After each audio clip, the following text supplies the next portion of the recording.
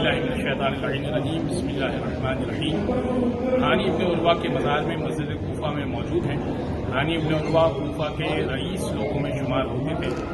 ہانی ابن عروہ نے مسلم ابن عقیل کو پہلے پناہ دی۔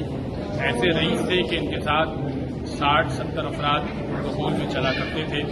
احترام میں ہانی ابن عروہ مولا کے چاہنے والے بھی تھے اور مسلم ابن عقیل کو پناہ دینے والے ہانی ابن عروہ تھے۔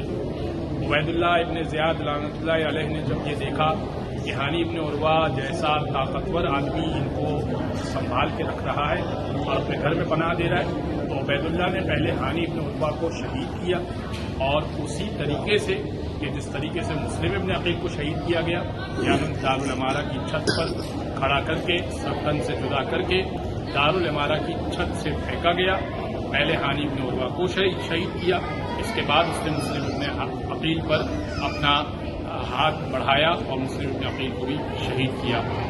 پروردگار سے دعا ہے کہ اس مقام کی زیارت ہم سب کو نصیب فرمائے۔ وآخر دعوانا ان الحمد للہ رب العالمین۔